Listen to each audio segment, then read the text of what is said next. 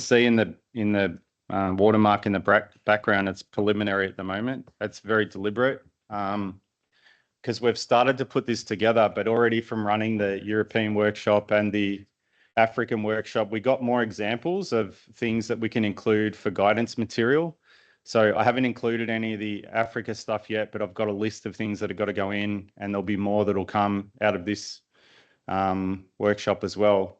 For example, the things I was talking to Patanya about around potentially being able to share how some of the work was done for Samoa. I think that would be a great example of what to include in here. So let me step you through the roadmap. As it says there is guidance on how to build a geospatial reference system. And it's structured very much as steps.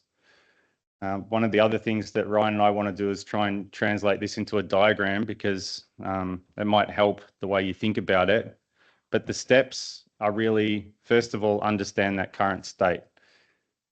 You may think that that's, it may feel like that's a waste of time, but for many things that you do, you need to be thinking about how do I move from what I have to what I want? And so unless you've got that strong understanding of what you currently have, all the other steps become very, very difficult. It's also important to know what you have because you need to then use that to be able to describe what the problem is. So if you have something that's in a local datum and you can show that it's in a local datum or not aligned with GPS satellites, so it's not linked with ITRF, then it becomes really easy to explain why you need to transition away to something else. The next step is around communication, why that update is needed. Then we get into things like governance, business cases, project plans, and then finally something technical around establishment of a cause network, collecting the data, processing the data, national adjustments, developing transformation parameters, developing plate motion models, developing height datums, and then the legal and policy documents. So you've seen we've covered, I think, 12 of the 13 categories there, and we'll cover the 13th tomorrow morning. If we have a look at a few of the early ones, 1.1 is something you've already started with. That's your Geodesy fact sheet. That's where am I up to now? Then we get into things like identifying and understanding the needs of stakeholders. So the thing that you might do today is you may want to start on that and start thinking about who are they and what do I think that they need? And then you might need to go back to your country and test out those theories. But you can see that very early on, a big part of this is around that stakeholder engagement. Unless you know the needs of your stakeholders, and I'll come back to one of my favorite presentations I talked about with Richard. Richard and Edwin are in a position to know, I know exactly what my stakeholders want. He knows who they are, he knows what they need, and I'd argue they also probably know the accuracy at which they need it. So that's something that they've done and they have a very strong understanding of. And they know it across, well, at least across the industry stuff, but probably also across the government. They're in a strong position there. You've got to summarize the needs of the stakeholders, and then you are using your professional judgment to say, okay, if that's what they need, does my current geospatial reference system deliver on those needs? If not, which elements need updating?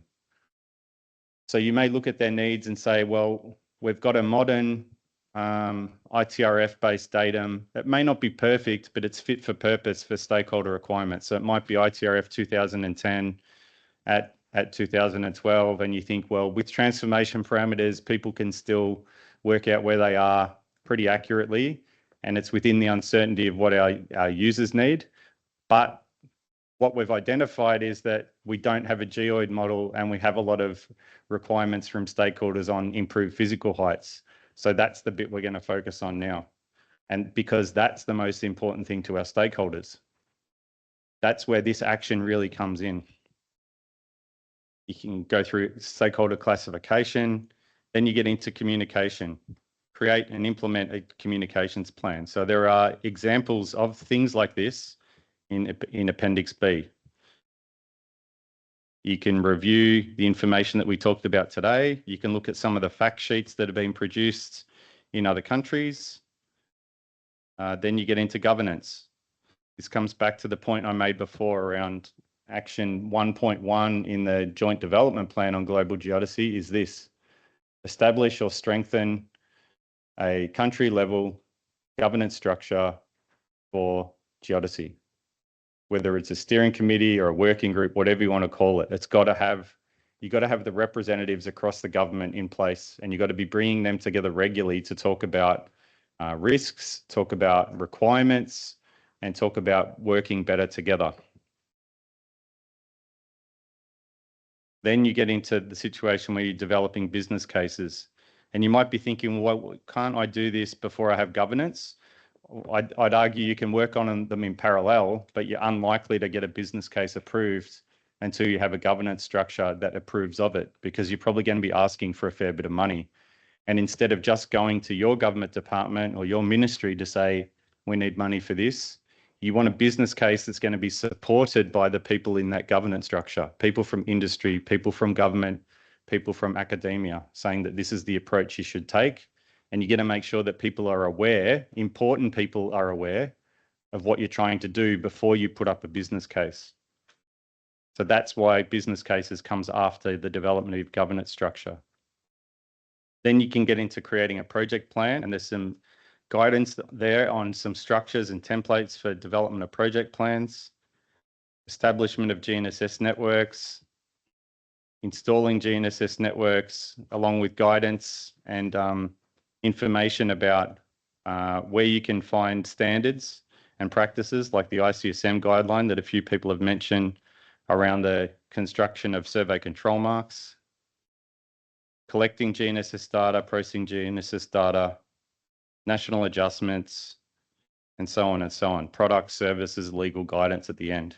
So I hope you can see that what we've tried to do with this, it's really as step by step as I can make this process. Yes, it's still complicated, but this is as clear and as generic as I can make it for you to show you the process that I think is going to give you the least amount of trouble as you try and develop this modern geospatial referencing system in your country.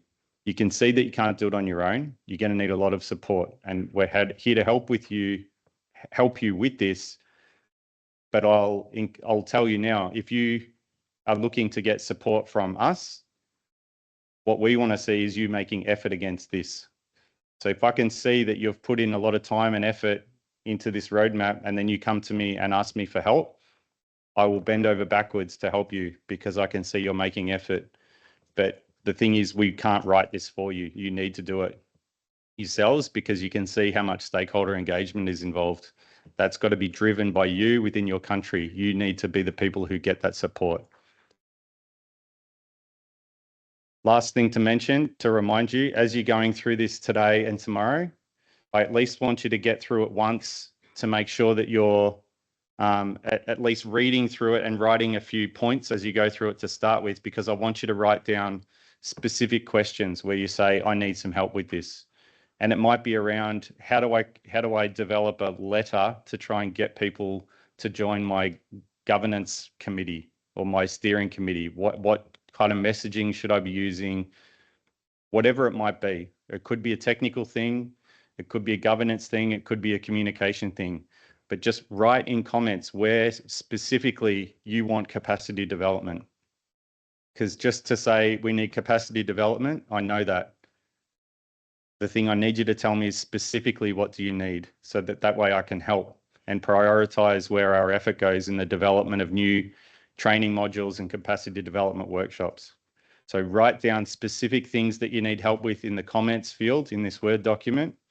And then tomorrow when we're having that discussion, I want to go around the room and get that feedback around the specific information that you're going to need help with.